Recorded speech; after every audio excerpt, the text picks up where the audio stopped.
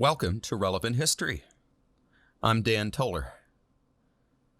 For this first several episodes, the first season, as I like to think of it, we're going to be talking about nationalism. And in the last episode, we talked about the Roman Empire at its height, meeting up against a nationalist rebellion. And needless to say, it did not go well for the rebels. In the case of the First Jewish-Roman War, the Roman Empire was more or less at its height. When you're talking about the Roman Empire as a military superpower, its highest point is the mid-1st to late 2nd century. And the First Roman-Jewish War came pretty much at the beginning of that period. Today, we're going to be talking about that same Roman Empire after it's taken a little bit of abuse, after it has, to some extent, deteriorated. And it is now faced with a tribal confederation on its borders with people who would like very much to migrate into the Roman Empire and maybe just take a piece of it, thank you very much. Now, in and of itself, this was not unique in Roman history, right? The Romans famously fought the Gauls in modern-day France. Julius Caesar cleaned them up, no problem. And they also famously fought against Germanic tribes many times. And never before had this been a mortal threat to the empire. The barbarians might make an incursion here or there, but for the most part, the national security of the Roman state, for lack of a better term, was not terribly threatened for this whole stretch, starting really in around the 1st century BC, with Julius Caesar's complete subjugation of the Gauls and all the way into the time period we're going to be talking about, which is the middle of the 4th century. Now, the empire is still officially in place. The borders are more or less the same as they were in the 1st century. A few minor differences that aren't really even important enough to talk about. But the underlying infrastructure of the Roman state is severely weakened.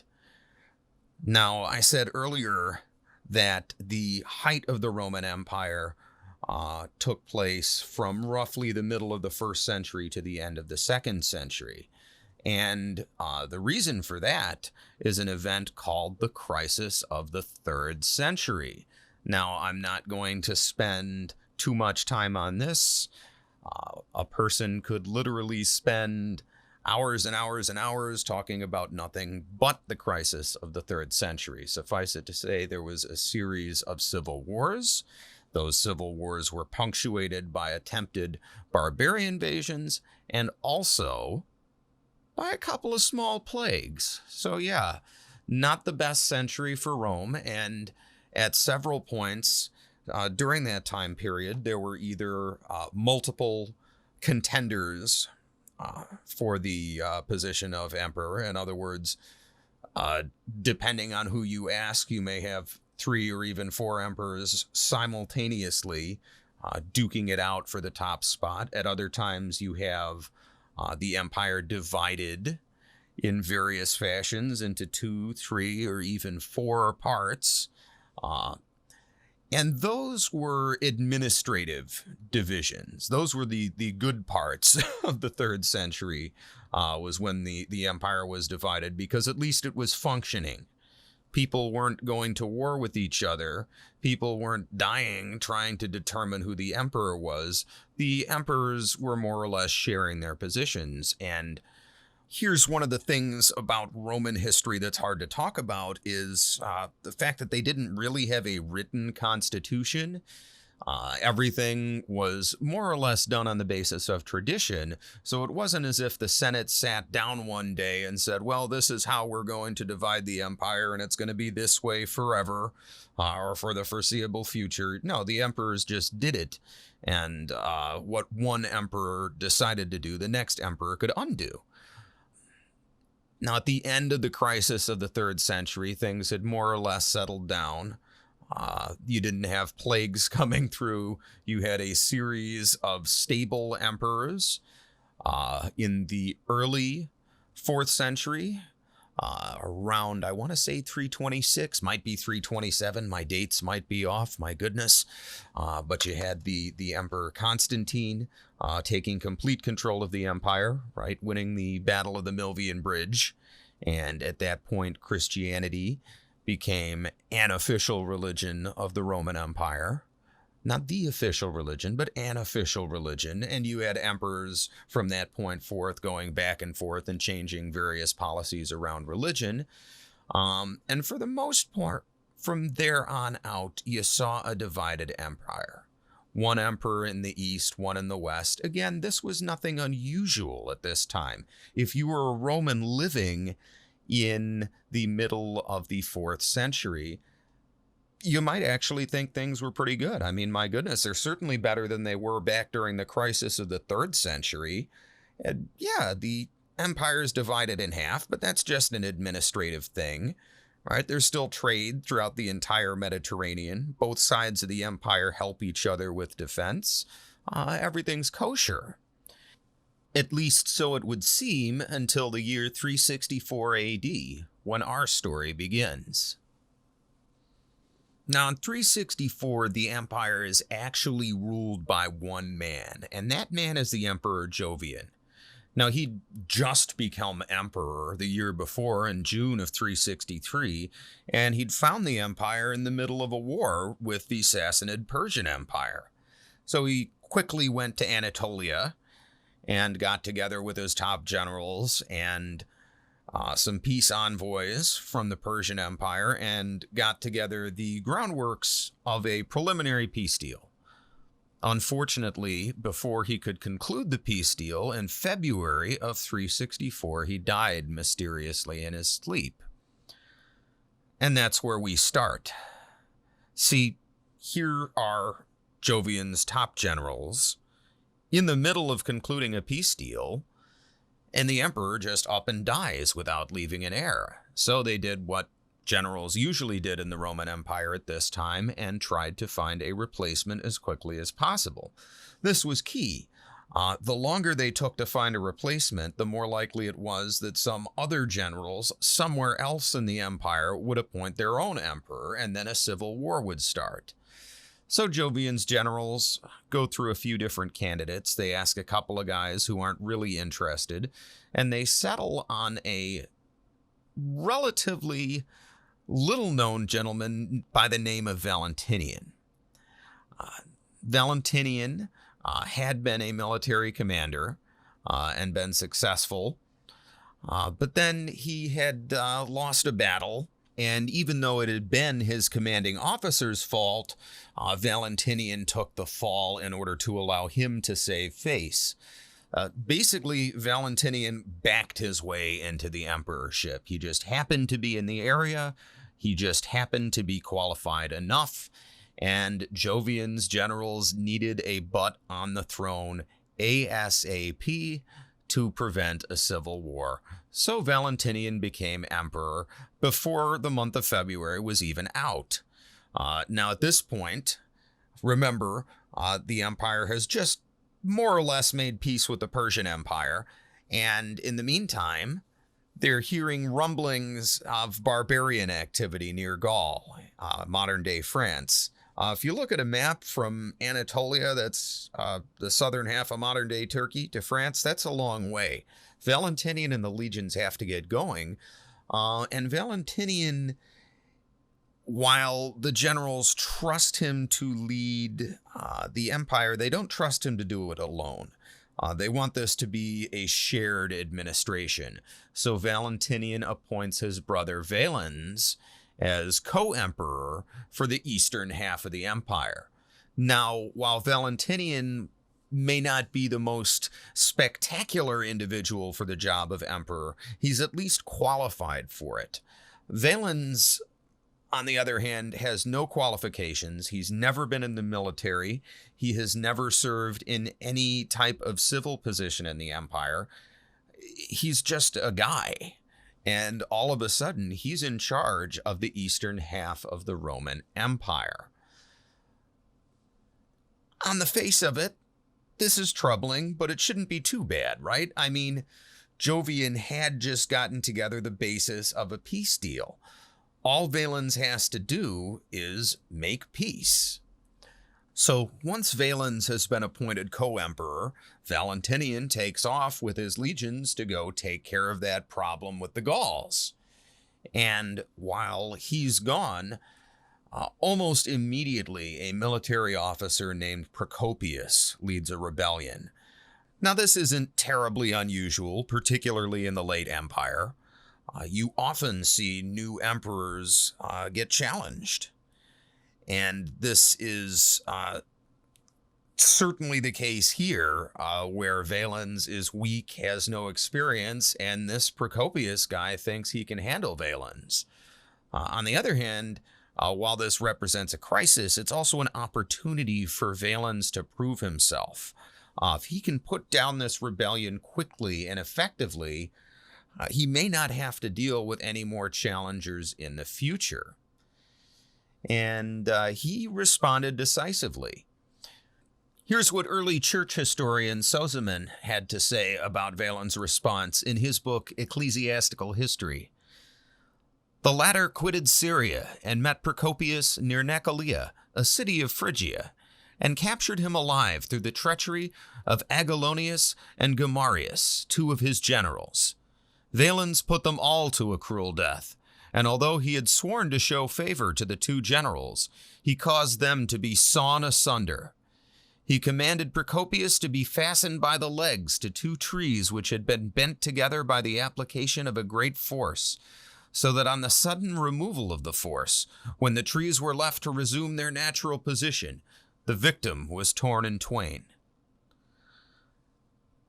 Now, if you're a new emperor and people are whispering behind your back that you're too weak for the job, too inexperienced and soft, maybe this sort of harsh response is just what's required to make people take you seriously and follow your leadership.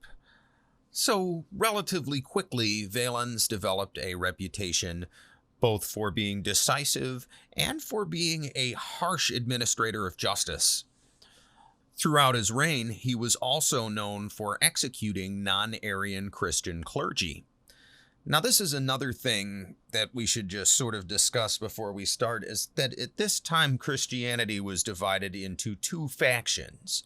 The Arian Christians, so-called because they followed the teachings of a person named Arius, and the Nicene Christians, who followed the teachings of the Nicene Creed. At this time, most of the western half of the empire consisted of Nicene Christians. Most of the eastern half was divided, and then Christianity had already spread outside the empire.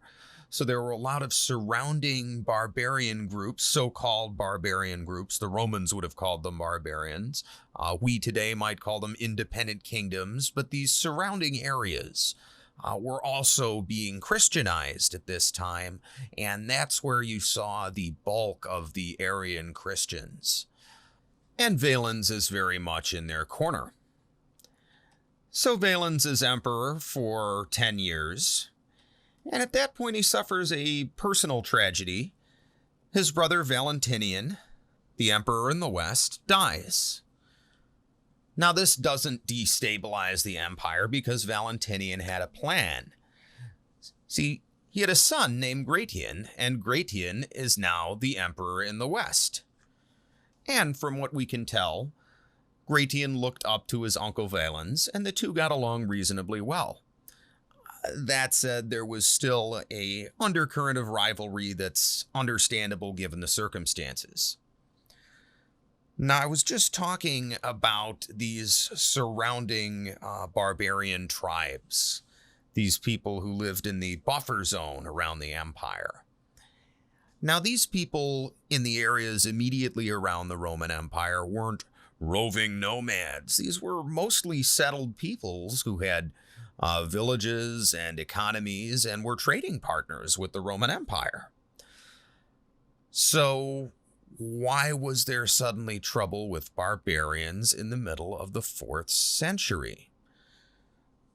Well, go ahead and get out your map because we're going to have to talk about yet another group of people called the Huns.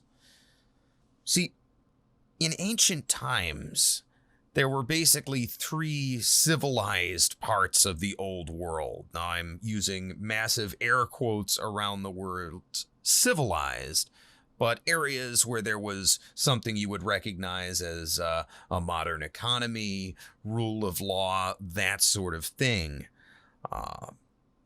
You had the civilizations around the Mediterranean. You had the civilizations in the Indus Valley and other areas of the Indian subcontinent. And then you had the Chinese civilization, which started in the Yellow River Valley over in China.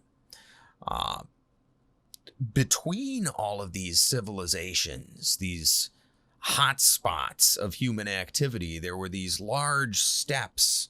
Well, there still are these large steppes in Central Asia, these wide open areas that aren't very good for farming.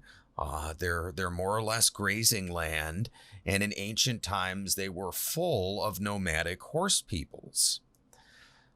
And from time to time, one or the other of these horse peoples decides to come out of the steppes and causes trouble for one of these civilized societies.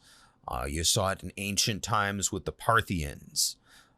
A few hundred years after the story we're talking about now, the Mongols will famously invade, again, out of these steppes. And at this time, there is a people on the steppes called the Huns. Now, their origin is controversial.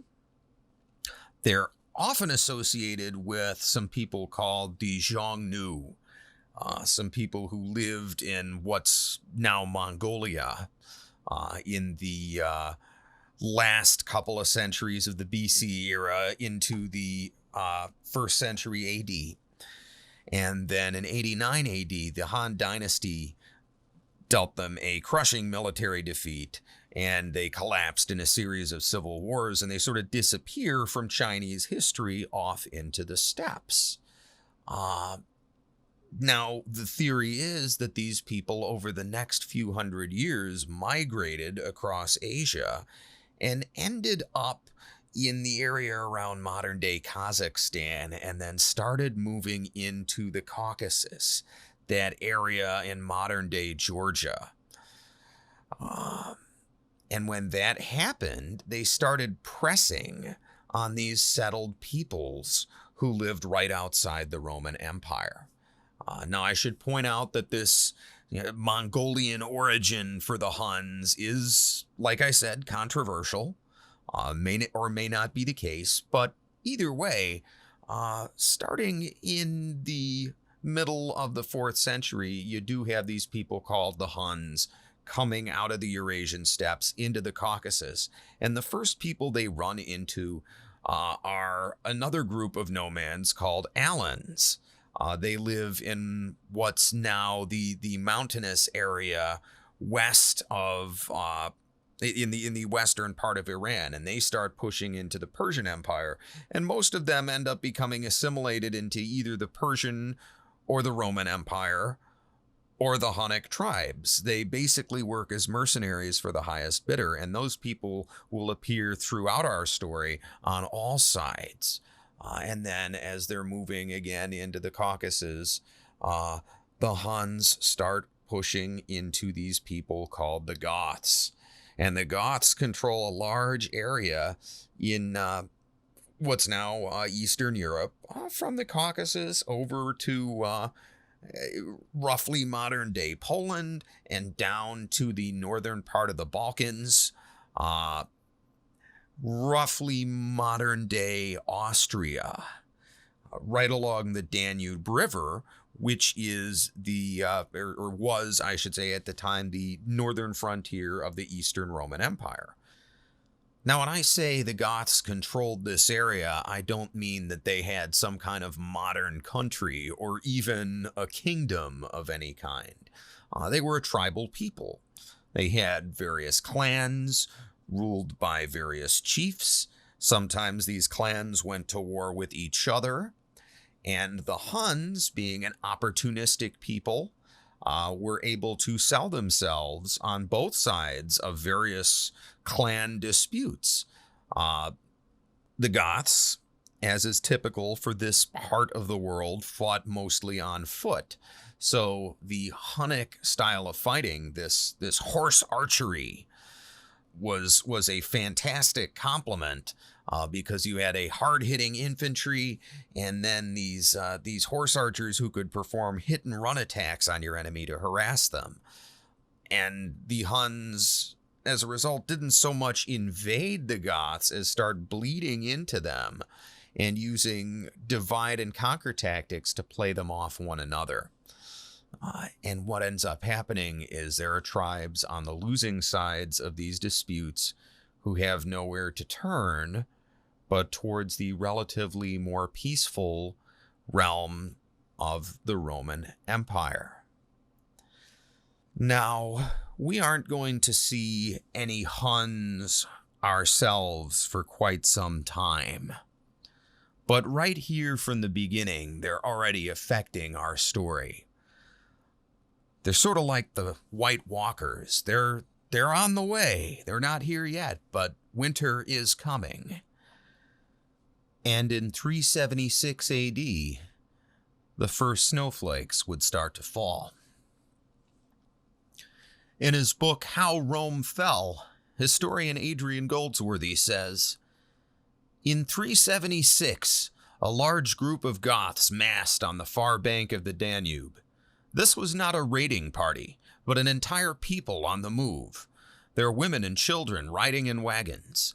They were called the Tervingi, although they were not all of the people who called themselves by that name. There was another major group of Tervingi, and altogether at least half a dozen distinct groups of Goths are known from our sources. More may well have existed, but are simply not recorded.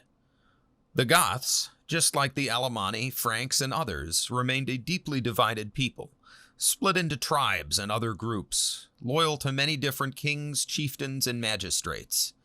In the 5th century, kingdoms were carved out from Roman territory by the Ostrogoths and Visigoths. There is no evidence that these groups already existed in Valens' day, under these or any other names. Although they figure in older accounts of the 370s, the Visigoths and Ostrogoths did not come into being for another generation. The Tervingi sent envoys on ahead, seeking permission from Valens to cross into the empire. They asked to be settled on land, preferably in Thrace, and promised in return to provide soldiers for his army. Now, again, this was not unprecedented. Entire groups of barbarians had been relocated in the Roman Empire in the past. So it was not unusual for a barbarian leader to make this kind of request. Now, Valens did take over a month to reply just because of the distance between the Danube frontier and his location down in Anatolia. And there's a little bit of tension in the air. You see, Valens has a grudge against the Goths because 3,000 Gothic mercenaries had worked for Procopius when he first became emperor, and Procopius rebelled against him. But surprisingly, Valens does agree to a meeting with the Gothic leader, a chief named Fritigern, and Valens also wants the Tervingi to be settled in Thrace, just like Fritigern does. And it seems to be that this region was dealing with some population issues. There'd been a lot of wars going on between the Romans and the Persians over the past century or so the area was a little bit depopulated. It makes sense that Valens might want to settle some people here, and so much the better if some of them could fight. I should point out that Fritigern is not like some king of the Goths. He's just another chief. But for reasons we're not quite clear on, the other chiefs agreed that he should be their lead negotiator. Now, information on Fritigern's past is a little bit hazy. We have a few different conflicting histories. What we can say for sure is that he had been involved in one of these tribal civil wars between two different groups of Tervingi. What we can't say is whether or not he won. He might have lost, in which case it makes sense that he shows up on the border here with Rome, being, again, one of those people on the losing side of one of those tribal civil wars. But other sources say that he won, and that he won with help from the Romans. Now, if that's true, that also makes sense, because if Valens had helped him out previously in a Tervingi civil war, well, then they had a previous working relationship. Not only that, but according to the story, Fritigern had converted to Arian Christianity as a condition of receiving Roman help. So once again, he's worked with Valens before. They share the same religion. It makes sense that he gets chosen as the lead negotiator. And as I mentioned, the Roman Empire did have a history of settling barbarians within the empire under certain conditions. That said, there were a couple of golden rules that the empire would always follow when this was done. One of these was that the barbarians were typically dispersed throughout the empire. The idea was that this would encourage them to assimilate into Roman society instead of maintaining their own tribal identity in an enclave within the empire.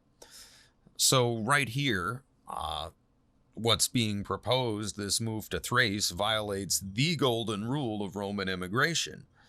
That said, it did follow most of the other rules. For instance, some of the barbarians, in this case, the young men of fighting age, would be conscripted into the army. And as an added condition, Valens demands that the Tervingi convert to Arian Christianity, which shouldn't be a big deal since Fritigern is already an Arian Christian. Now, historically, this sort of immigration had always been a good deal, both for the empire and for the barbarians. On the one hand, the empire received an influx of new recruits for the military. They could also settle people in areas where manpower was needed for various projects. It was a good thing. And of course, it was useful for the barbarians too, because, hey, life in the Roman Empire is good. So Valens and Fritigern sit down, and they agree that the Tervingi will be allowed to enter the empire and settle in Thrace under certain conditions, right? As we already said, the young men will serve in the military. In addition, all the Tervingi must cross disarmed. They have to give up their weapons before they can cross the Danube River and enter the Roman Empire. In return for this, the Romans will agree to feed them until they can be settled. Right? This is a lot of people. And obviously, they're not on a farm right now. They need food to come from somewhere. And the other terms of the treaty are unclear. We know there are some, but we don't have the original treaty. We just have historical records that say, and there were other conditions. As Valens and Fritigern are sitting around hammering out this treaty, another group of Goths shows up at the Danube asking for entry into the Roman Empire. This group is called the Gruthungi. Now, while Valens is more than happy to let some Goths enter the empire, he's not willing to let the entire Gothic nation resettle in Rome all at the same time. So he refuses the Gruthungi request and tells them to stay on the other side of the Danube in Gothic lands. With negotiations complete, Valens sets off on campaign against the Persians in the spring of 377. For those of you keeping track at home, this is the second war against the Persians in 11 years, but that's more or less par for the course throughout Roman history. And while Valens is gone fighting the Persians, he appoints a general named Lupicinus to manage the distribution of food to all these hungry Tervingi who are coming across the Danube into the empire. Now, we don't know much about Lupicinus other than what contemporary Roman historian Ammianus says about him. And Ammianus says that Lupicinus is a greedy and corrupt man who takes bribes from everybody. As a matter of fact, as we'll see, he pretty much rigs everything so that you have to bribe him in order to live. Now, not everything that happened is Lupicinus's fault. As soon as the first Tervingi start moving across the Danube, it becomes abundantly clear that the Roman Empire is not ready for this influx. When the Tervingi start to cross, there are not enough ships in the local Roman flotilla to handle the number of people coming across the river. This is a local fleet made to shuttle a few troops and messengers across the river a few times a day. It's not the kind of fleet you need to move tens of thousands of people in a short period of time. So what ends up happening is that rather than wait their turn, many of the Tervingi make makeshift rafts to cross the river, and some even try to swim, and many of them drown just making this trip across the river. Now, once they get into the empire, their troubles aren't done. There's not enough food. Normally, if the Romans were going to feed this many people, say if they were going to have, 3-4 legions in the province to go on a military campaign, it would take a period of a few years to get enough grain moved into the area to supply all those people. And the local officials had had only a few months to prepare for this influx. And then, of course, you had corruption among local officials, people skimming grain off the top, taking bribes, that sort of thing. And none of that made Lupicinus's job any easier. But then he went and took things a little bit further. For one thing, he's allowing many Tervingi to keep their weapons. As long as they're willing to bribe Lupicinus's officers, they can come across the river fully armed and not have to deal with any trouble from the legions. And then, even worse, Lupicinus's officers are taking bribes for food. In order to feed their families, some Tervingi women are resorting to prostitution. Some families even have to trade their children. Adrian Goldsworthy says that the going rate was 1 child for 1 dog. They wanted those dogs to eat. So you can see things were pretty bad. And according to Goldsworthy, Lupicinus actually has his men gathering up dogs from the surrounding area just to collect these Tervingi children so he can sell them into slavery. This is, to put it generously, quite the corrupt official that Fritigern and his poor Tervingi people now have to deal with. But even under these horrible conditions, eventually Lupicinus and his border troops begin moving south, escorting Fritigern and his Goths to their new promised land in Thrace. As they do this, though, they're leaving the border very lightly defended along the Danube River. For those of you who aren't quite familiar with the area, Thrace is an area in the Balkans that's sort of north of Constantinople and south of Austria. And that's where the Tervingi are being settled. So to go there, Lupicinus is pulling most of his men away from the border. And keep in mind, this is an area that already doesn't have a lot of troops in it because Valens is off on campaign.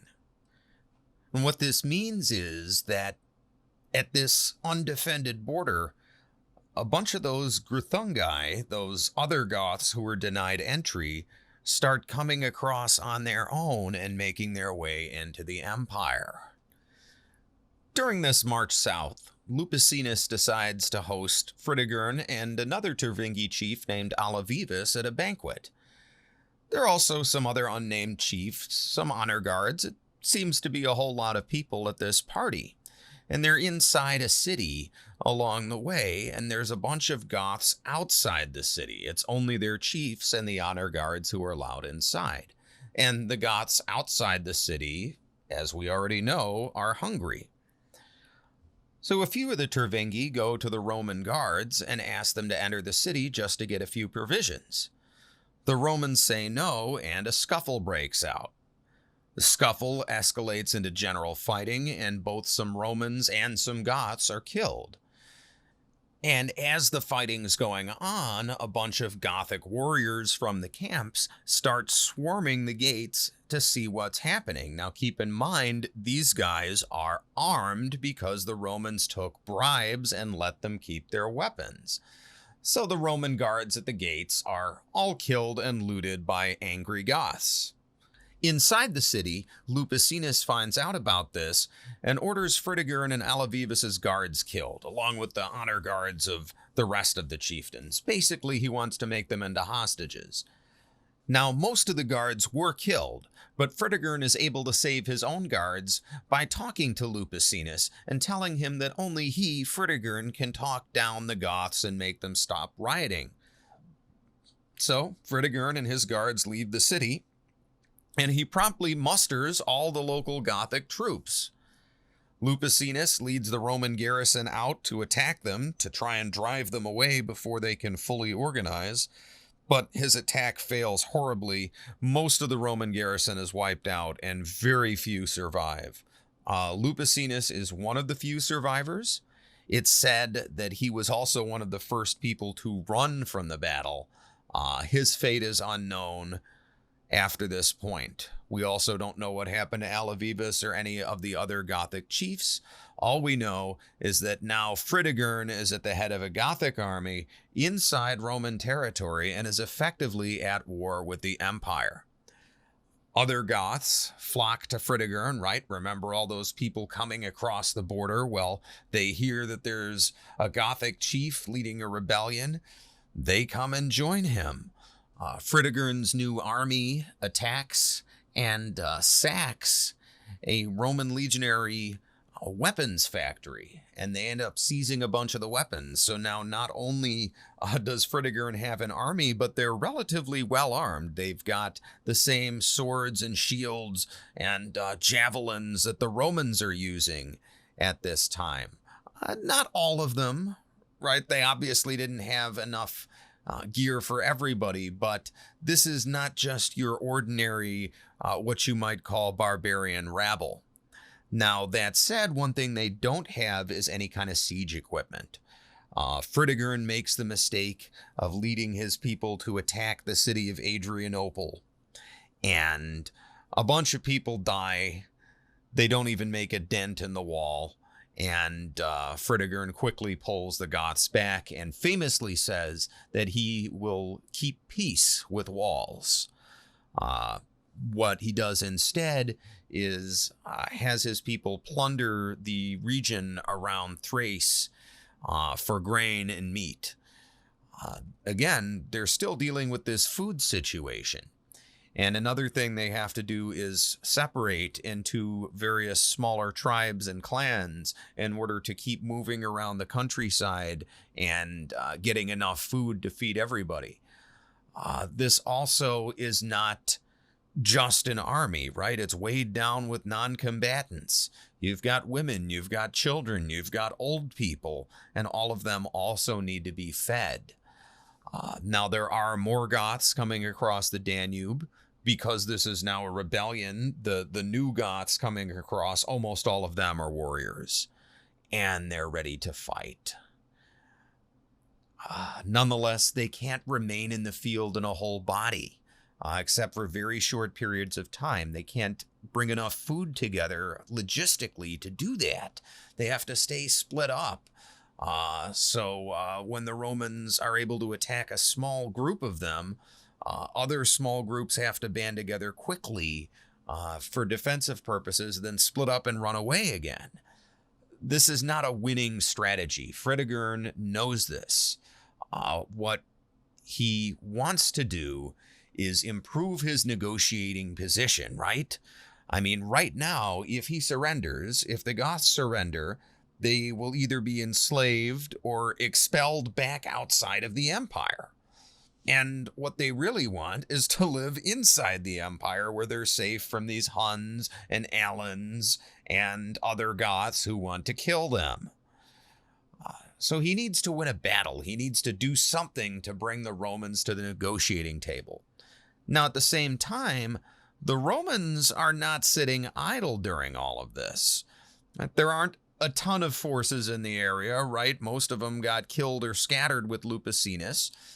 But there are some legionaries, and the local general, a guy named Sebastiani, rounds them up as best he can. He divides them into small groups to man garrisons in mountain passes around this part of Thrace. He can't beat Fritigern. He doesn't have enough guys to do it, but what he can do is bottle Fritigern up in this area so he can't get out and threaten the rest of the empire. And then once that's done, Sebastiani puts out a call for more forces, more help, and receives help from none other than Gratian, the emperor in the west. And now Sebastiani is able to put together a proper field army. This army has some success taking out smaller bands of Goths, right? We were talking about those Goths moving around in small groups in order to stay fed. If he comes across some of them, he can kill them. But at the same time, with all these mountain passes and running all these patrols for smaller bands of Goths, the Romans are also divided. And there are some Gothic guerrilla warfare successes against deliveries, supplies, things of that nature. But for the most part, the Romans are getting the better of things. And this guerrilla war goes on for about a year. In 377 AD, Valens is finally able to make peace with the Persians. The Persians were also having some trouble over on the other side of their empire. So, as happens so often during this era, both sides just sort of agreed to put things on hold and be at peace while they dealt with trouble in their respective empires. And Valens musters his forces in Constantinople, right? He brings them back from Persia, and then he stops at Constantinople for the winter. And in the spring of 378, he marches north up into Thrace to put the Goths down personally. In addition to Valens, there's also a second army on the way from the Western Empire. This army is under the direct command of Gratian, Valens' nephew, and unfortunately, they have to stop and put down a small tribal rebellion on their way from the Western Empire. Now, they're only delayed by a couple weeks, but they're supposed to meet up with Valens' force at Adrianople, which is a city a little ways north of Constantinople, just at the southern end of the region of Thrace. Now, the plan is to reconnoiter the area, find out where Fritigern's forces are, what they're up to, and then come up with a plan from there. So while Valens is waiting for Gratian to show up, he sends out some scouts. What they learn is that Fritigern is not far away and only has some of his forces with him. In other words, if Valens strikes now, he might be able to put an end to this whole rebellion right here. Now, on the other hand, if he waits for Gratian to show up, he'll have twice as many troops to deal with the problem. Some advisors, including Sebastiani, suggest that he should wait. On the other hand, other advisors suggest moving on Fritigern now before he can get any more troops together. Valens decides to move immediately, and it's not clear whether he did this for strategic reasons, because he wants to get Fritigern now, or if he did it for political reasons.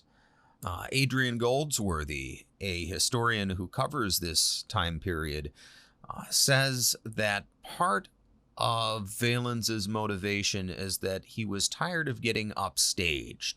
Remember, Valens kind of had a chip on his shoulder, right? He came in unqualified. He always felt like he had to prove that he's up to the job.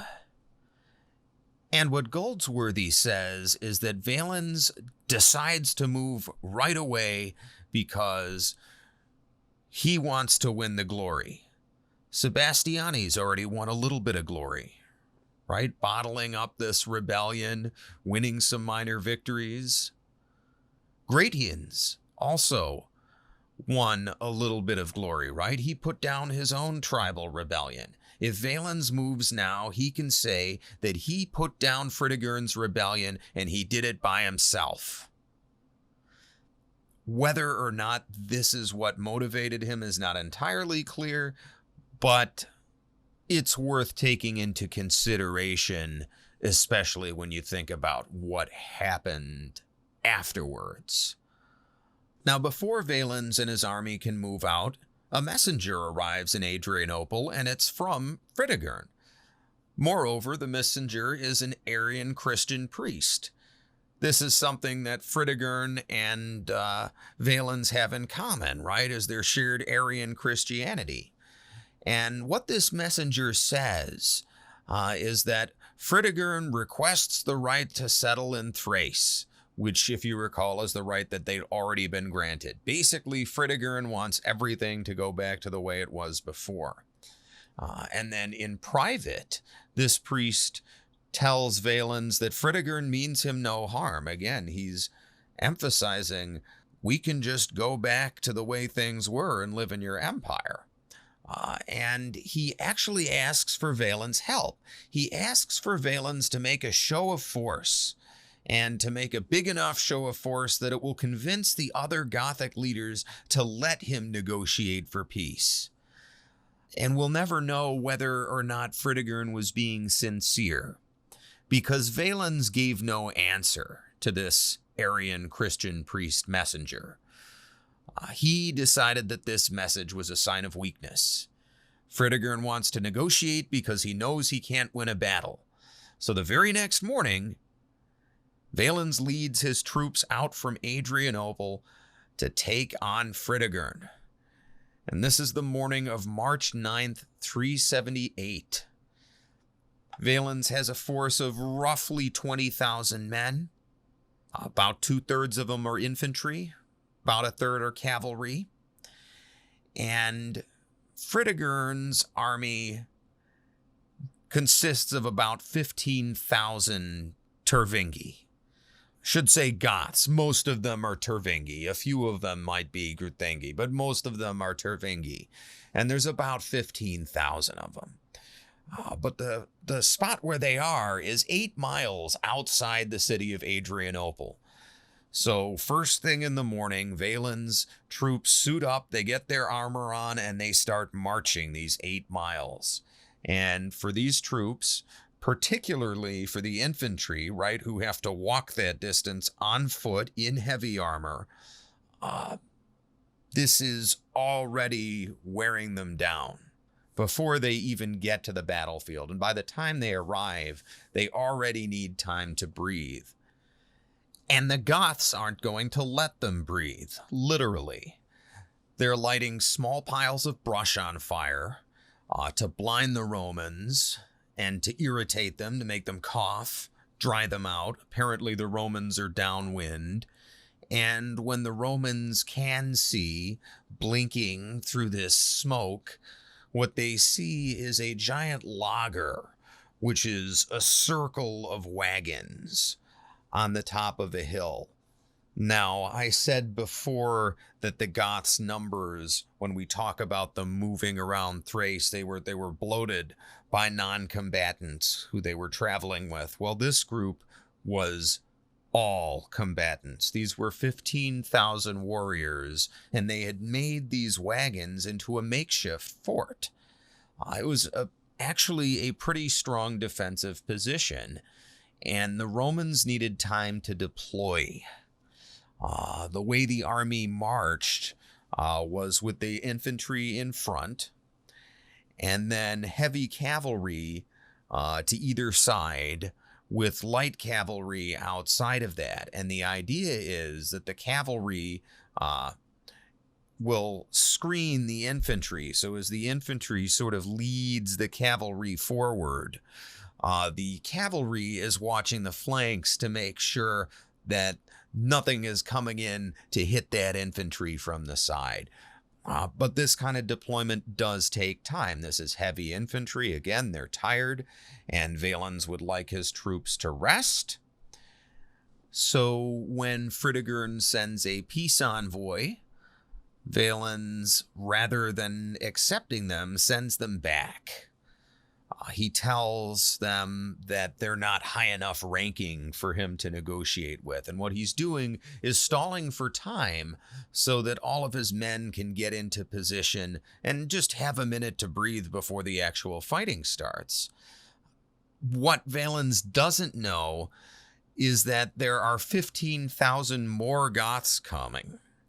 These Goths are cavalry under the command of a couple of chiefs named Alatheus and Syphax, and they're going to be arriving any minute.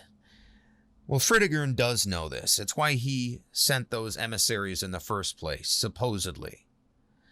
So he's more than happy to play this game, and he sends one of his own relatives back to Valens and asks for a hostage in return. And in exchange, Fritigern offers the Romans food and water. He's saying, hey, look, I know your guys are tired. Let's exchange hostages. Let's sit down. Let's talk this out. And one of Valens' companions, a general named Ricamir, who was from the Western Empire originally, he agreed to go. And as Ricamir is on his way to the Gothic line, he's being escorted by some Iberian archers. And for some reason that's not entirely clear, these archers break discipline and fire a volley of arrows at the Goths and then turn and run. Again, no idea why they did that, but that volley of arrows kicked off general fighting up and down both lines. And to be fair to the Romans, they actually did pretty well considering the circumstances. Again, keep in mind, they did not have time to finish deploying. So the flanking cavalry is still sort of behind the infantry. It's not forward. It's not in position to charge and flank the enemy. And that center infantry does very well at first. They reach the Gothic wagons. They start pushing the Goths back into the wagons. But their cavalry, because it's out of position, is not able to come in and support them and pursue the Goths. And the Goths, the Tervingi inside the wagon log, are able to reform and push back. And then at that moment, the cavalry under Alatheus and Syphax arrives. And when the Gothic cavalry arrives, it immediately engages with the Roman cavalry. And the Romans, again, caught completely out of position, are just blown away on the flanks. Those cavalry have no chance, and those who are not killed are driven from the field. At this point, the Gothic cavalry closes in on both sides of the Roman infantry, and what you have is a classic double envelopment. And here's how the contemporary Roman historian Ammianus describes what happened on that battlefield. He says, "But when the barbarians, rushing on with their enormous host, beat down our horses and men, and left no spot to which our ranks could fall back to deploy, while they were so closely packed that it was impossible to escape by forcing a way through them, our men at last began to despise death, and again took to their swords and slew all they encountered, while with mutual blows of battle axes, helmets and breastplates were dashed in pieces. Then you might see the barbarian towering in his fierceness, hissing or shouting, falling with his legs pierced through or right hand cut off, sword and all, or his side transfixed and still in the last gasp of life, casting round him defiant glances. The plain was covered with carcasses, strewing the mutual ruin of the combatants, while the groans of the dying or of men fearfully wounded were intense and caused great dismay all round. Amidst all this great tumult and confusion, our infantry were exhausted by toil and danger, till at last they had neither strength left to fight nor spirits to plan anything.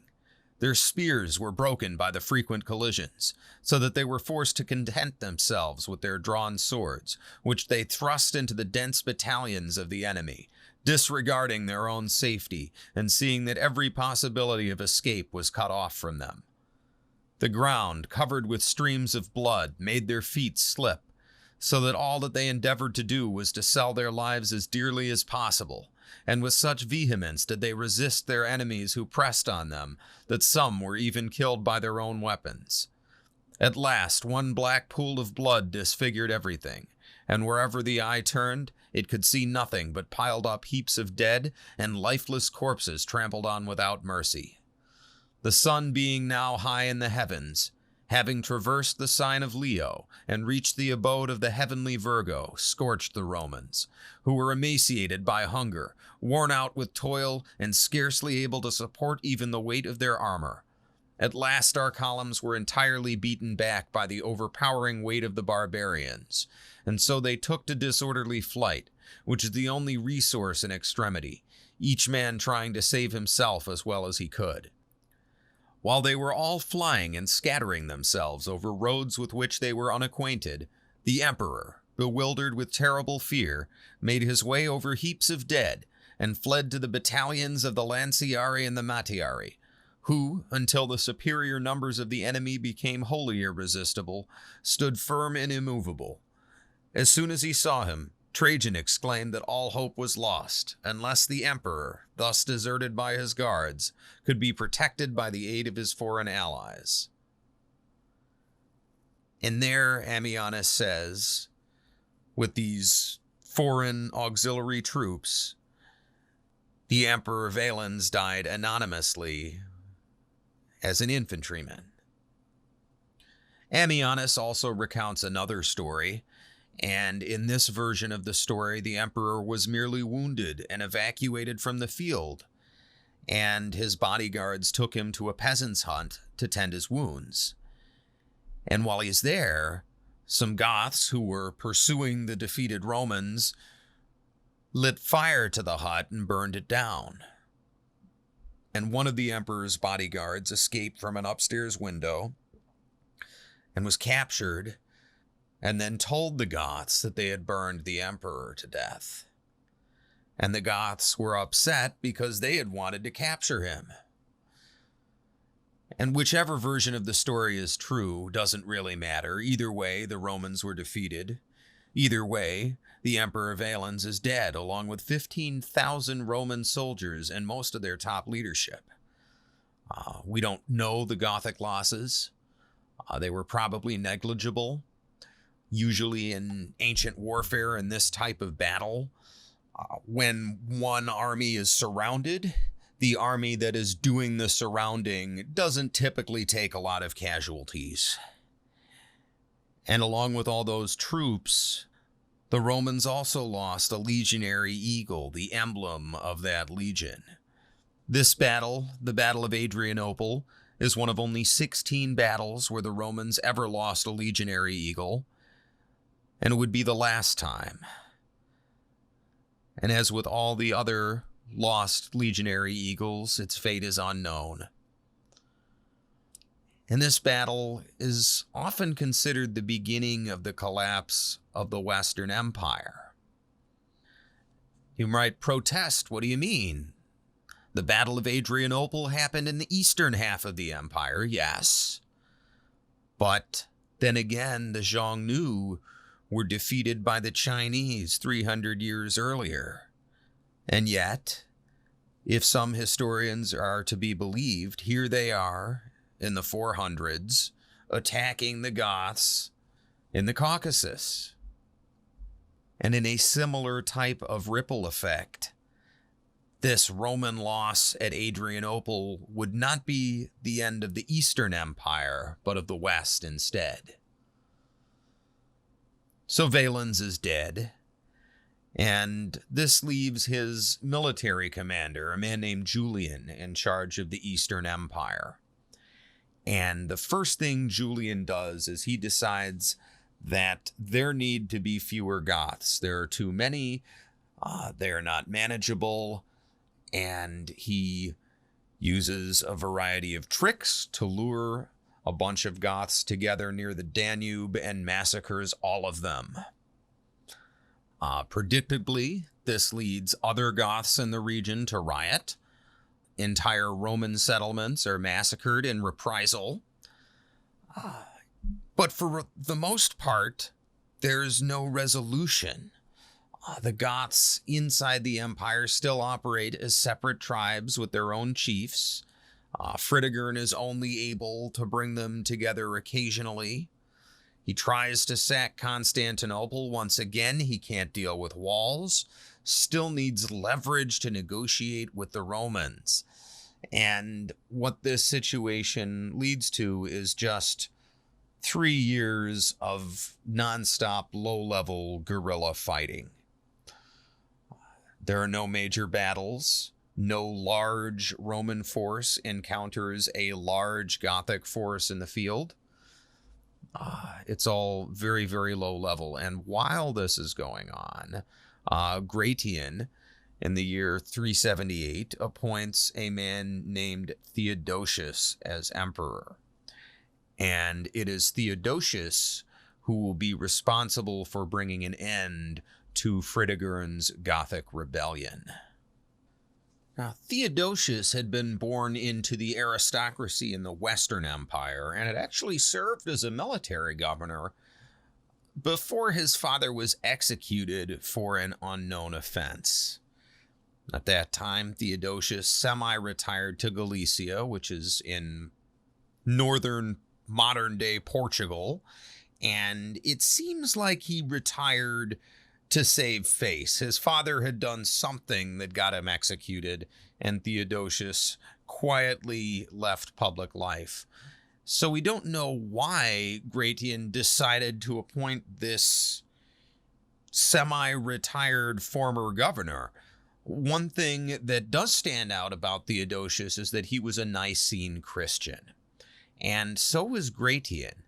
Both of them were ardently opposed to paganism, and both of them also were opposed to Arianism.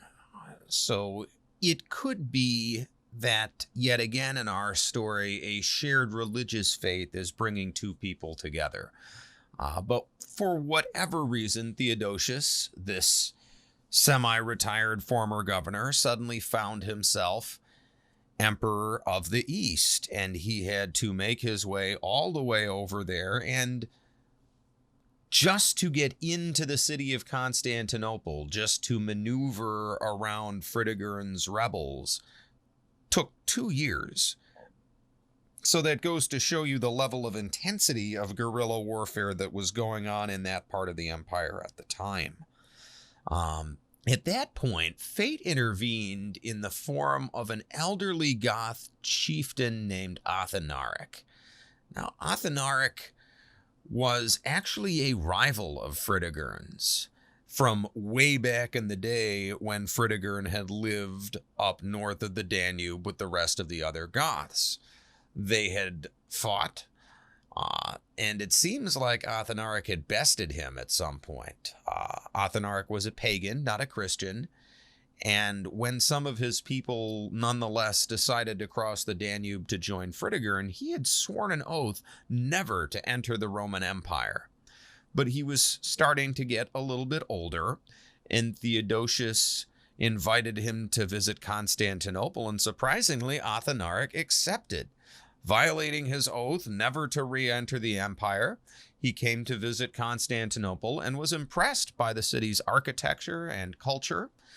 And he and several other allied chiefs of his ultimately ended up staying for a few months. While he was there, Athanaric died of natural causes, and Theodosius took the opportunity to give him a state funeral with full honors.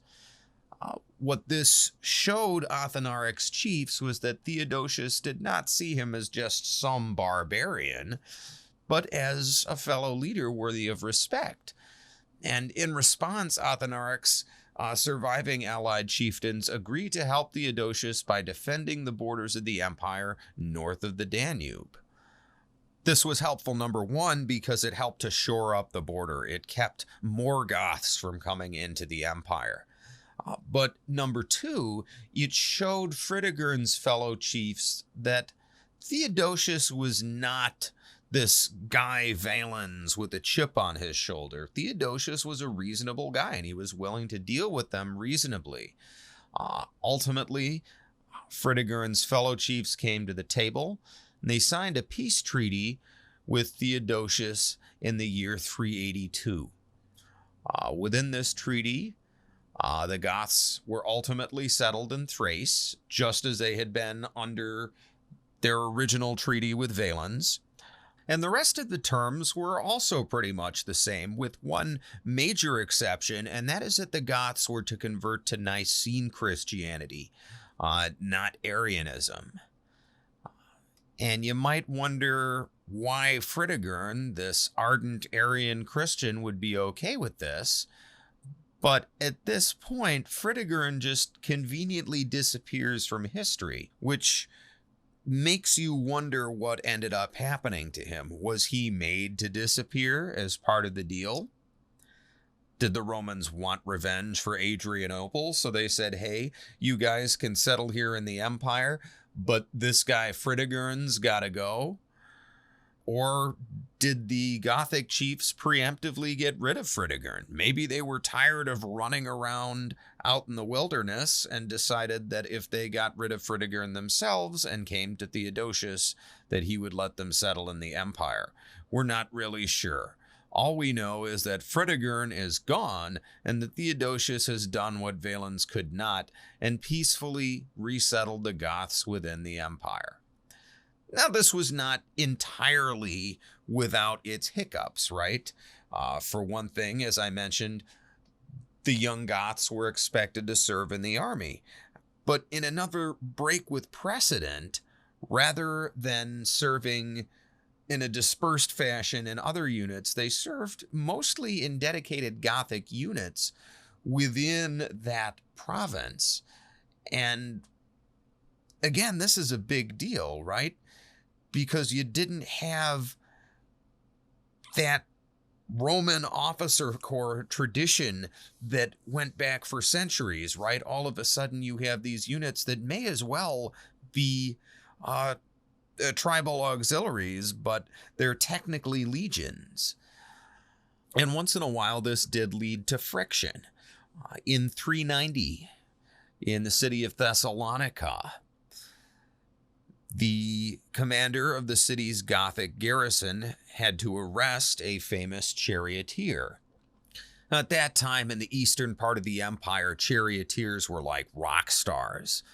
You think about the level of fame that a soccer star has in Europe or a football player has in the United States. And that's kind of what you're dealing with here, a major celebrity. And much like modern soccer teams today have hooligans and gangs associated with them, you had hooligans and gangs associated with these charioteers in the Greek-speaking part of the empire. And when this Gothic garrison commander arrests the charioteer, a mob ends up lynching him. Theodosius orders a reprisal, and we're not sure what his orders were. It seems that maybe the new garrison commander got a little bit over-enthusiastic. We can't be sure, but what we do know is that the city's garrison gathered on a specific time, on a specific day, and slaughtered more than 7,000 people. And for this massacre, the Emperor Theodosius was held responsible. The Bishop of Milan, St. Ambrose, excommunicated him in response to the massacre, and Ambrose would only readmit the emperor to the church after committing several months of public penance. But despite this public humiliation, Theodosius was nonetheless a highly successful emperor. Meanwhile, in the western half of the empire, Gratian had died in 383, leaving the emperorship to his younger brother Valentinian II. But Valentinian II died unexpectedly in 392 without leaving an heir. Rather than appoint another co-emperor, Theodosius simply became emperor in the West himself, reuniting the empire for the first time since Jovian died, kicking off all of this madness. Now, Theodosius did not have a quiet reign. As a matter of fact, he had to put down several pretenders, both in the eastern half of the empire and in the western half. So he spent most of his time on the road fighting with his troops. In the last years of his reign, he faced a revolt from a general named Eugenius. And during his campaign against Eugenius, Theodosius made use of the services of a young Goth named Alaric, who led Gothic troops into battle on Theodosius's behalf on more than one occasion. In 394, Eugenius was defeated, and Theodosius was able to enjoy 4 short months of peace before dying in the spring of 395. Nobody knew it at the time, but Theodosius would be the last person to rule a united Roman Empire. Upon his death, he left the emperorship to both of his sons. One son, Honorius, was to rule in the west, while Arcadius was to rule in the east. Again, like we talked about already, this was nothing unusual in and of itself. It was fairly normal for the empire to be divided in this fashion. So no one had any reason to think that Theodosius would be the last man to be emperor of both East and West. But he was. In addition to that legacy, he also left a legacy of Nicene Christianity rather than Arianism. Before his death, he ultimately partnered with St. Ambrose to fire all the Arian bishops in the empire, as well as removing state recognition from Arian churches.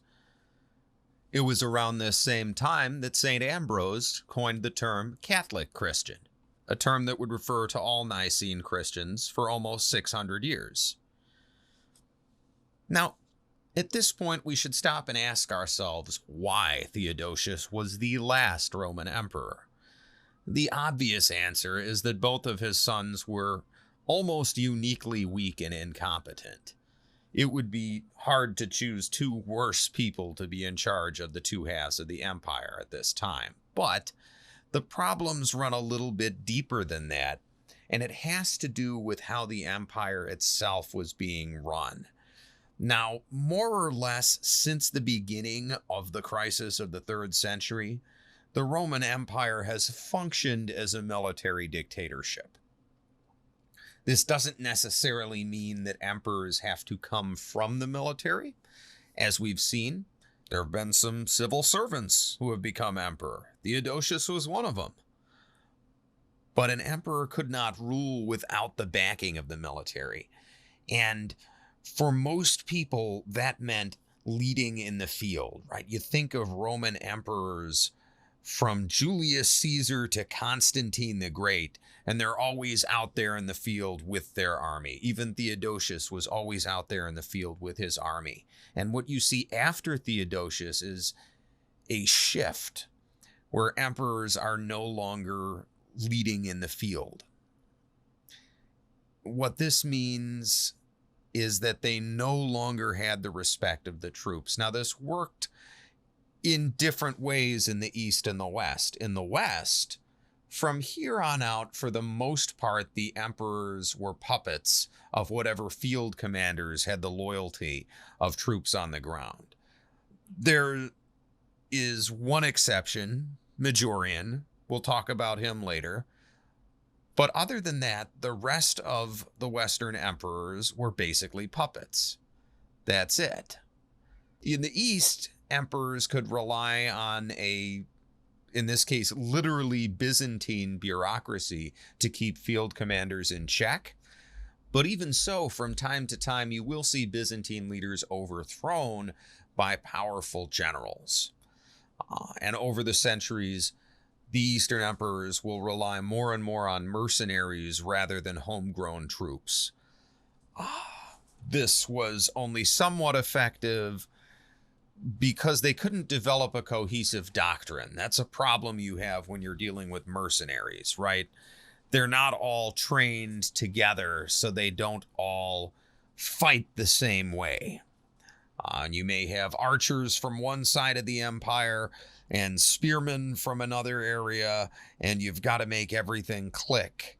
And that did lead to some issues later on in the Eastern Empire. But at least for the most part, it worked out well for the emperors.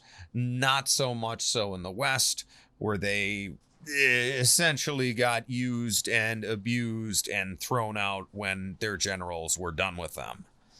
And the reason this is important is because both of Theodosius's sons, Honorius and Arcadius, are too young to rule right now. They have to have someone rule for them. And in Arcadius's case in the east, it's a general named Rufinus. And in Honorius's case in the west, it's a general named Stiliko. And Rufinus and Stiliko cannot stand each other. They will spend the entire time they're both in charge trying to undermine each other in their respective halves of the empire. And this marks the end of the time where either half of the empire could reliably depend on the other half, right? Remember, even in the past when there were 2, 3, 4 emperors at once, when there was a foreign threat, the different parts of the empire would coordinate a response. And under Honorius and Arcadius, or if you prefer, under Stiliko and Rufinus, these generals pulling the puppet strings, you did not have that coordinated response. They were fighting against each other as much as they would fight against an outside threat. For now, we'll be ignoring Arcadius. We'll let him stew over in the Eastern Empire, and we'll focus on Stiliko, because he's an interesting character, and more to the point, he is responsible for leading the Western Roman Empire through this pivotal period. Now, Stiliko is the son of a Vandal cavalry officer and a provincial Roman woman. This means he's only half Roman by birth. Now, from what we can tell, he always considered himself fully Roman. After all, his father was serving as a cavalry officer for Rome, even though he himself was a Vandal. And Stiliko was also a Nicene Christian. He was not an Arian Christian. Right? Most of these Germanic peoples, if they were Christians, they were Arians, right? But Stiliko had taken his mother's faith. And as he rose through the ranks of the army, he came to the attention of Theodosius. And this is another one of those scenarios where you have to ask yourself how much someone's religion, right, in this case Nicene Christianity as opposed to Arian Christianity, put them in a position where they were historically pivotal. And in this case, Theodosius notices Stiliko and sends him to negotiate a peace treaty with the Persians, which he does successfully. Stiliko is then raised to the position of Tribunus Sacri Stabuli, which literally means tribune of the sacred stables, and the job is what it sounds like. He's responsible for getting horses together for the army. Again, this is an appropriate job, right? He is a cavalry officer, and after proving himself as the head of all the cavalry in the army, Theodosius then makes him comes domesticorum, which basically means his chief of staff. So this means that Stiliko did not just have military experience, he also had political experience. He had worked in the court of the Eastern Empire and then later in the West when Theodosius took over there as well. And in 393, Stiliko became comes et magister utriusque militiae, which is basically the top general of the empire. And in 394, he was responsible for putting together the field army that put down that pretender, Eugenius, right? That guy who was challenging Theodosius for the empireship. He did this administratively. Stilicho was not in the field in 394. But for the next several years, he was going to constantly butt heads with one of the men who was in the field that day, and that was a young Gothic leader named Alaric. Now, I mentioned Alaric briefly earlier, right? He was at that battle where Eugenius was defeated, the Battle of Frigidus. And he had served there in part because Theodosius had promised to make him a Roman general. Not just a leader of auxiliary forces, but a true general within the Roman legion. This was a lifelong dream of Alaric's. He'd grown up outside the empire, north of the Danube, and he was between 3 and 8 years old at the Battle of Adrianople. In other words, he remembered life outside the empire, and then he spent his teenage years surrounded by war veterans. And he wanted to serve in the Roman army, and he never got the opportunity to. He was always leading these Gothic troops.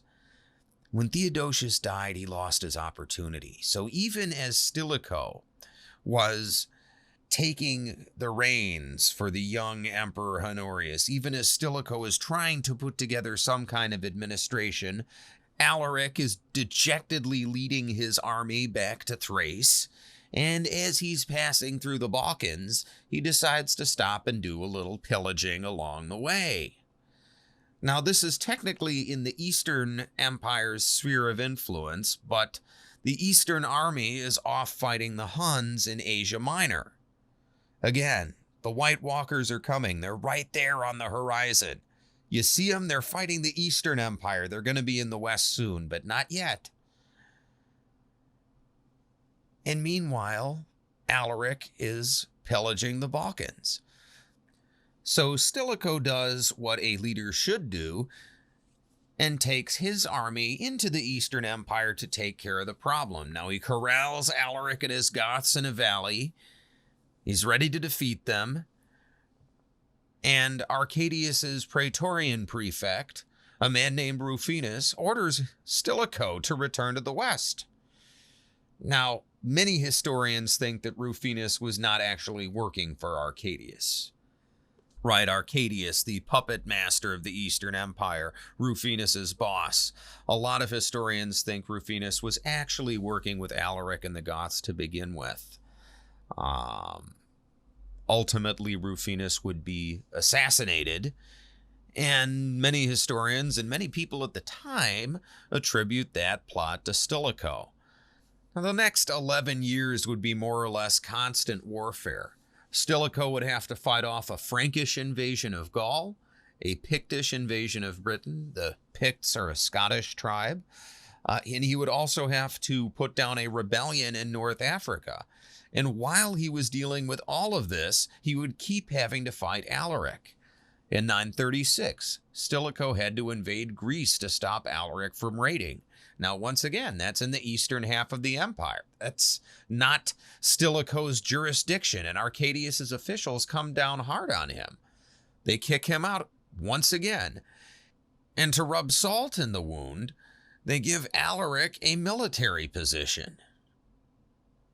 Essentially, what Arcadius is doing is using Alaric and his Goths as a proxy to fight a cold war with Stilicho and the Western Empire. This is what the historian Procopius has to say about Alaric's Goths, who were starting to call themselves Visigoths.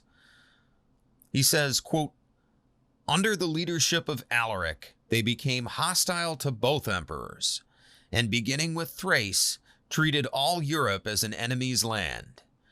In other words, this constant warfare was doing the exact opposite of what you want to do when you're integrating a new barbarian people into your empire. What you want to do is disperse them throughout the land and let them assimilate to Roman culture. And instead, what you're doing is you're constantly making them something separate from Roman culture. Right? They're fighting in the wars, but they're fighting as Goths. They're living in the empire, but they're living as Goths. This Gothic identity is constantly being reinforced. So it should come as no surprise that the Goths acted like Procopius says they were feeling, right? As if all of Europe was an enemy's land. And in 401, Alaric invaded Italy with an army of Goths. Stilicho defeated him twice in 2 major battles and drove him back. At the second battle, he actually captured Alaric's wife. And when Stilicho returned to Rome, a parade was held in his honor. And this was a special type of parade. It was called a triumph. And it was a parade that was only thrown for generals who were victorious in a great battle. Not just any battle. It had to be significant. Men had started wars in order to have a triumph held in their honor, and Stilicho received one. And this triumph, held in 401 AD, would be the last ever held in the Roman Empire. In 401, in response partially to this attempted invasion, the court of the Western Empire was moved from Milan to the city of Ravenna. This was done because Ravenna is located in a swampy area. It's virtually impossible to attack with a large army.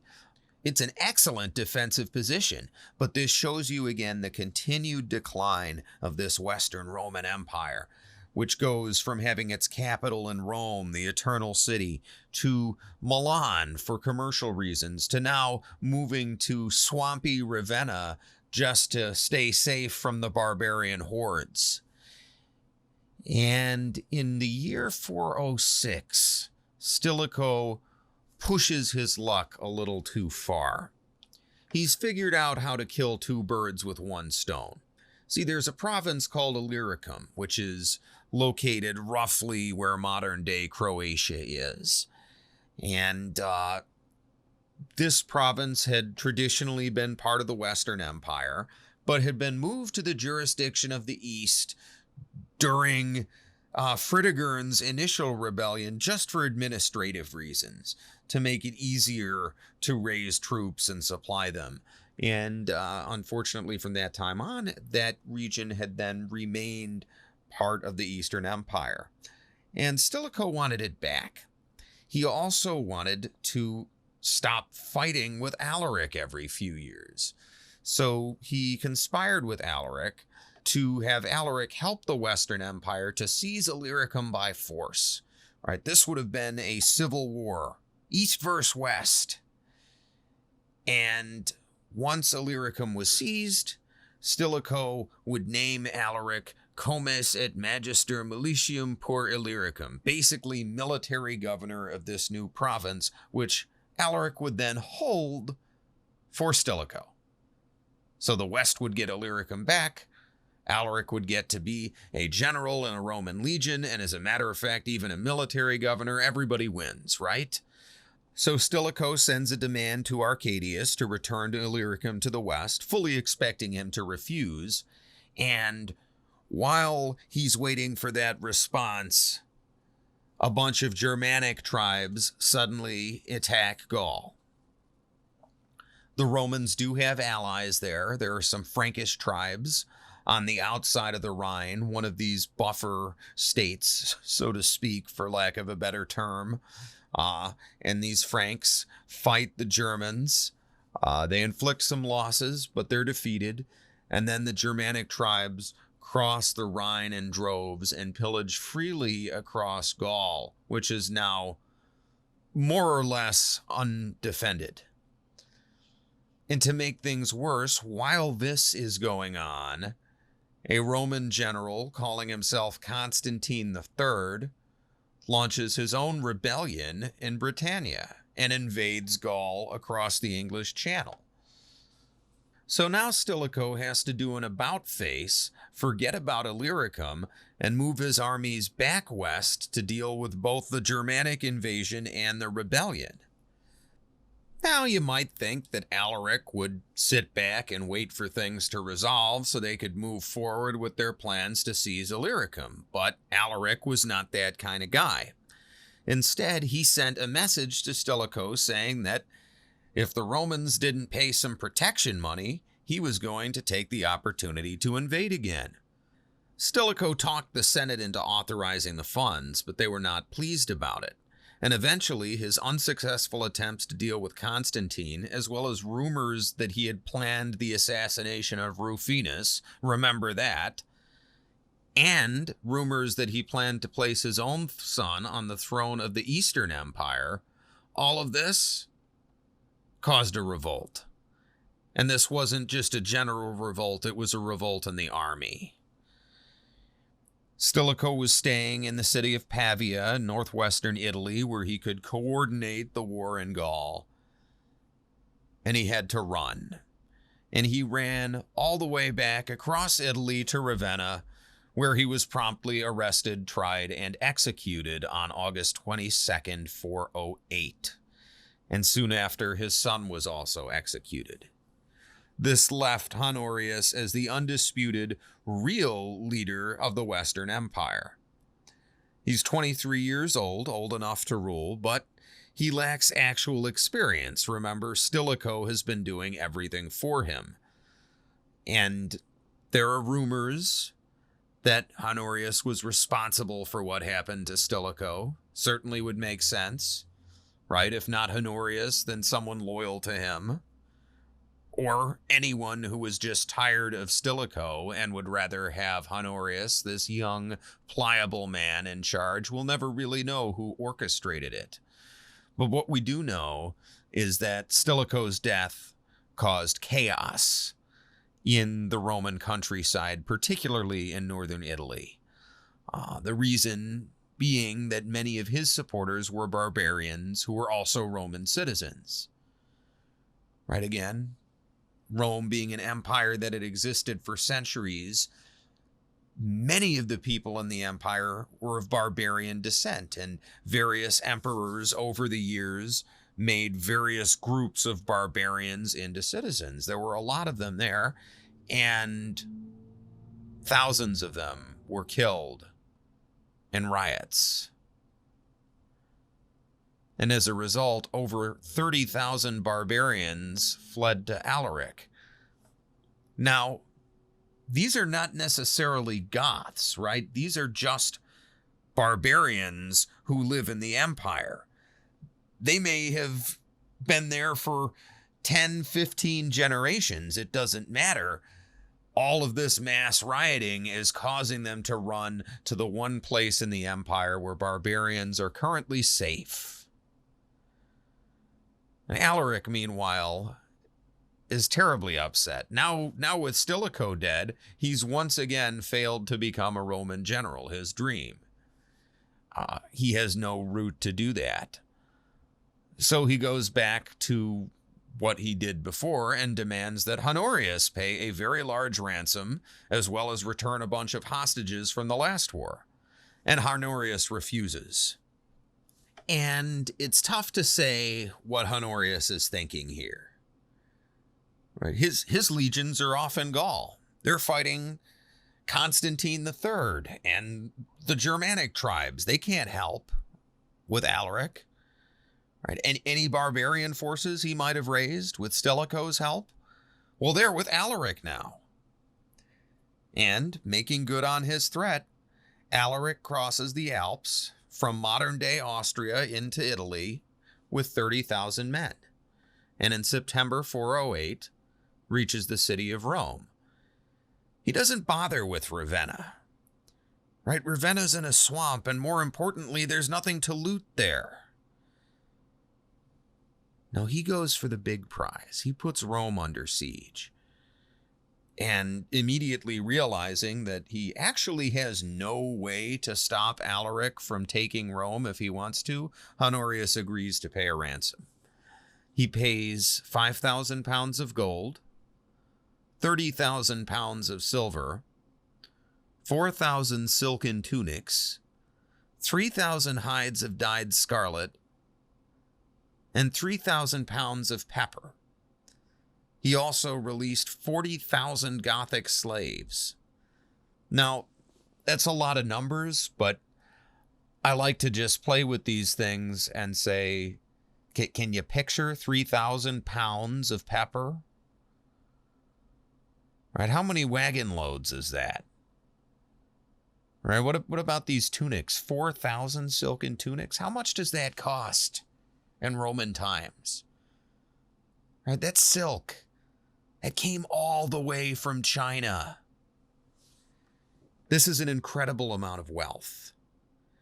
And it's being transferred in an instant. And what's more, Honorius has also promised to make Alaric a Roman general.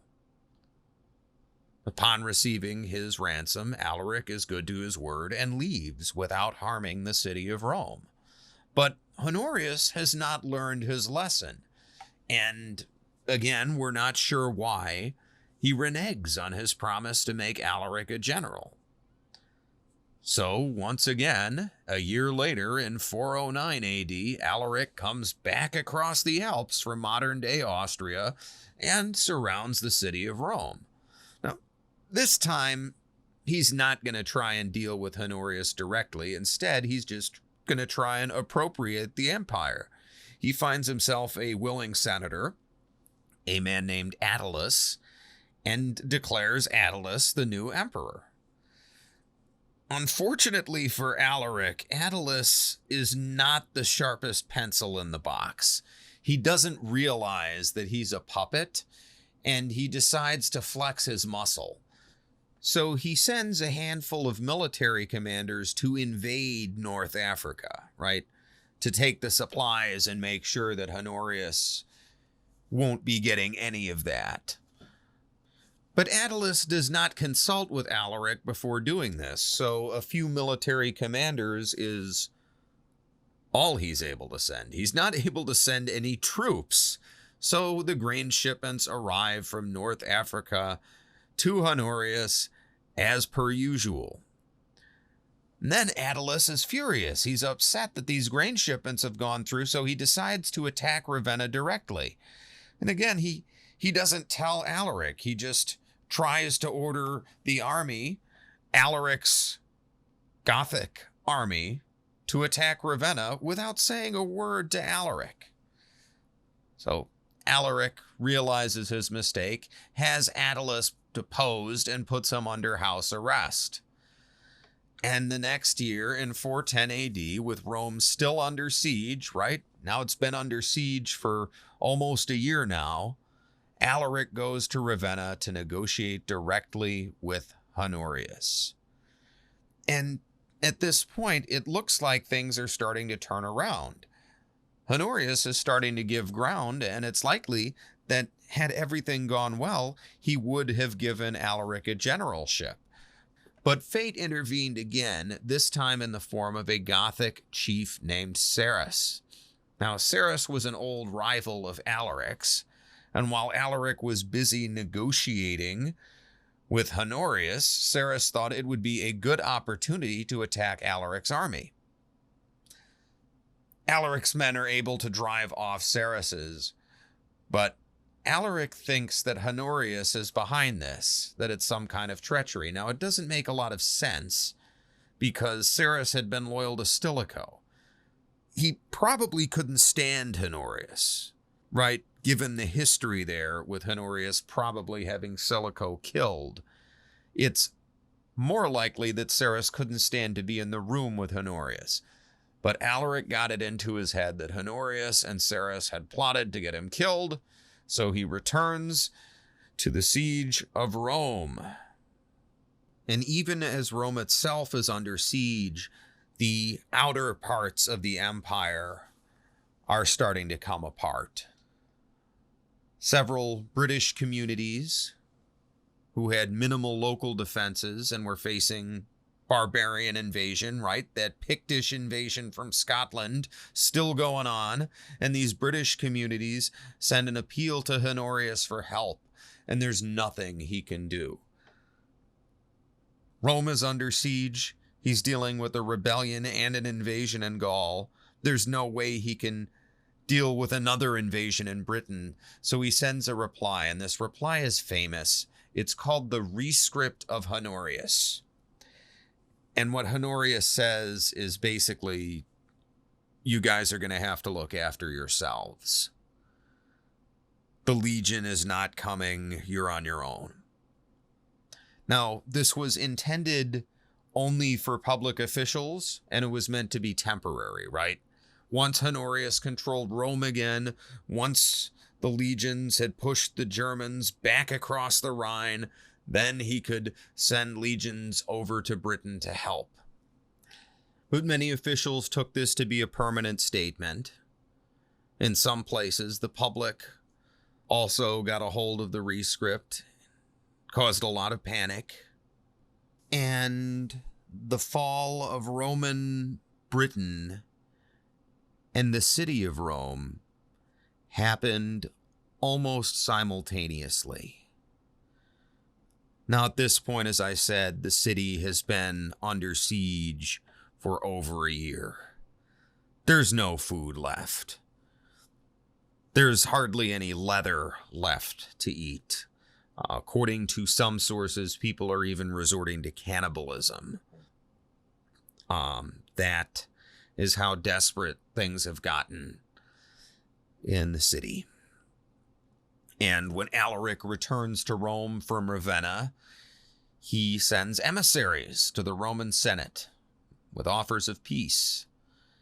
And along with the emissaries, he sends some gifts. And some of these gifts are some young slave boys. Even as he does that, he orders his army to prepare to move out, to break off the siege. He makes sure the Romans see this and that Roman scouts hear him giving the orders. And that night, the Goths quietly don their armor and grab their swords and wait outside the Salarian Gate, which is one of the entrances to the city of Rome. And as it turns out, those young slave boys Alaric had given to the Senate were spies. And the historian Procopius writes, "And all the youths at the time of the day agreed upon came to this gate, and, assailing the guards suddenly, put them to death. Then they opened the gates and received Alaric and the army into the city at their leisure. And they set fire to the houses which were next to the gate, among which was also the house of Sallust, who in ancient times wrote the history of the Romans. And the greater part of this house has stood half burned up to my time.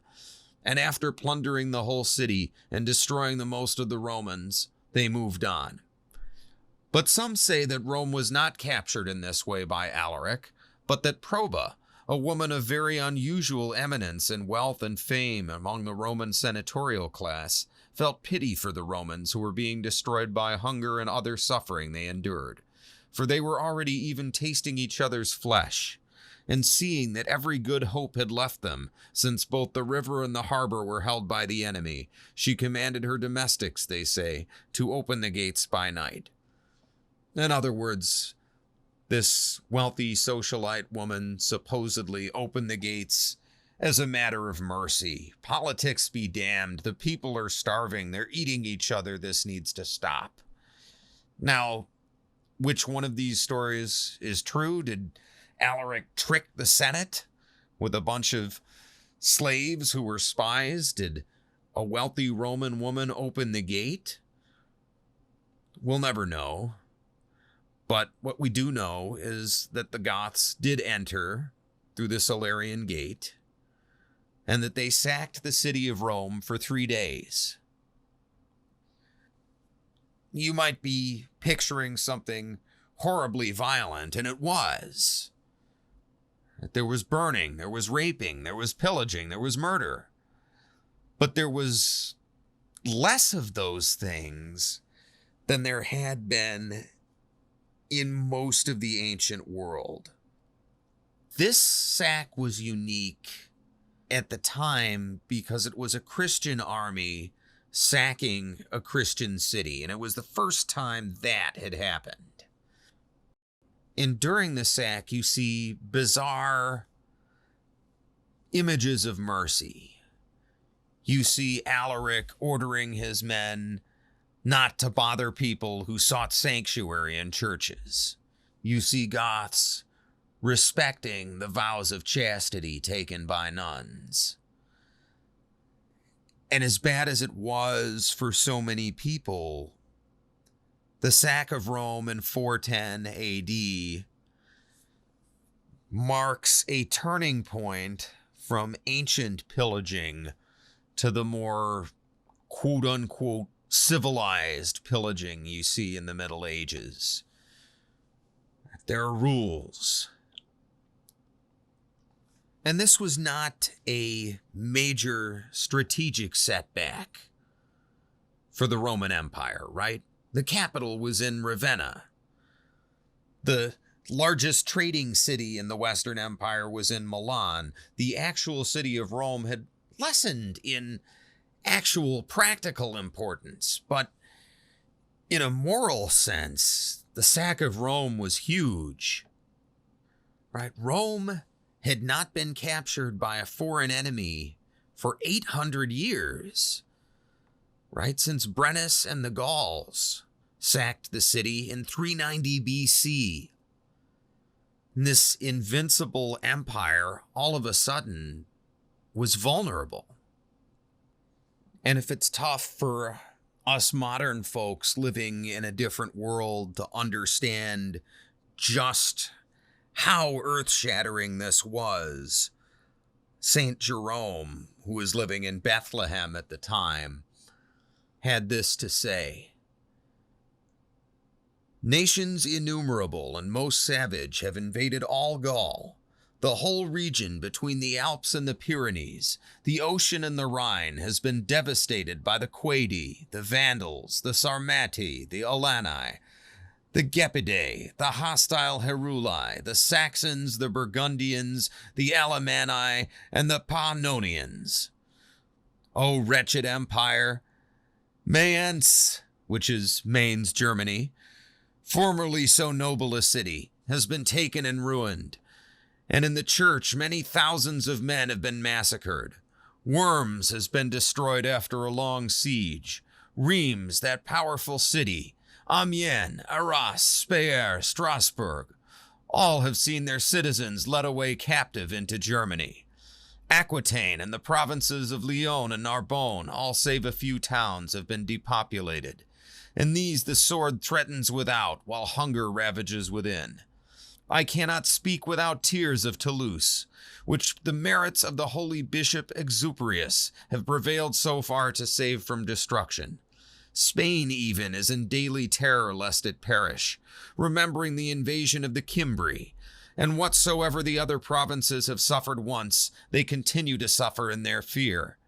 I will keep silence concerning the rest, lest I seem to despair of the mercy of God. For a long time, from the Black Sea to the Julian Alps, those things which are ours have not been ours. And for 30 years, since the Danube boundary was broken, war has been waged in the very midst of the Roman Empire. Our tears are dried by old age.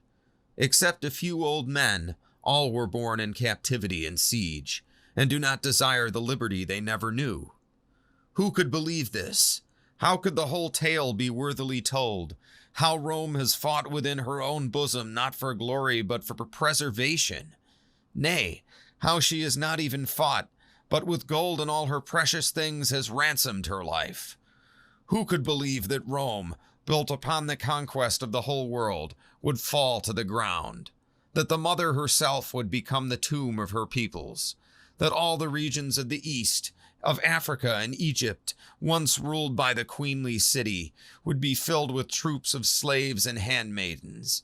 That today holy Bethlehem should shelter men and women of noble birth, who once abounded in wealth and are now beggars? And the sack of Rome was not just disastrous for the empire. or the people who lived there. It was also disastrous for Alaric. He'd wanted to be a general in the legendary Roman legion, and he'd ended up sacking Rome, destroying that veneer of invincibility that had covered the Eternal City. Alaric spent the better part of a year trying to get better terms from the Romans, but by the end of that time, he'd grown ill and died, never having made peace. And during all of these distractions and disasters, the Picts and other tribes have taken over Britannia, which will never again be returned to Roman rule. And the Emperor Honorius is, to put it charitably, less than active during the rest of his reign. And Procopius, the historian who's clearly no fan of his, writes a story of how he responded to hearing the news of Rome being sacked. And Procopius says, at that time, they say that the Emperor Honorius in Ravenna received the message from one of the eunuchs, evidently a keeper of the poultry, that Rome had perished. And he cried out and said, "And yet it has just eaten from my hands." For he had a very large cock, Rome by name, and the eunuch, comprehending his words, said that it was the city of Rome which had perished at the hands of Alaric. And the emperor, with a sigh of relief, answered quickly, "But I thought that my foul Rome had perished." So great, they say, was the folly with which this emperor was possessed. I mean, it doesn't get much worse than that in terms of poor leadership.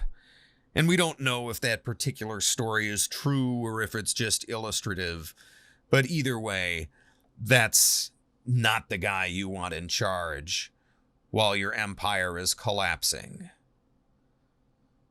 Now, Honorius does manage to do one thing well, and that is he finds himself a competent general named Constantius. Constantius came to fame by putting down the rebellion by Constantine III, thus eliminating the last major challenge to Honorius's rule. For the next 8 years, he would work alongside Honorius to build a more prosperous and more cohesive Western Empire.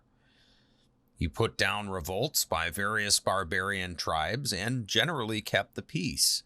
For once in our story, the Western Empire was whole.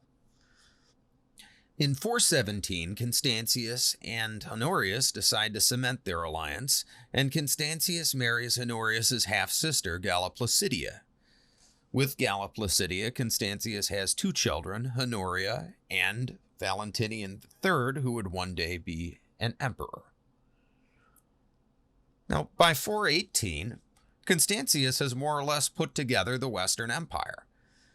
The Rhine frontier is restored and the Germans are on the other side.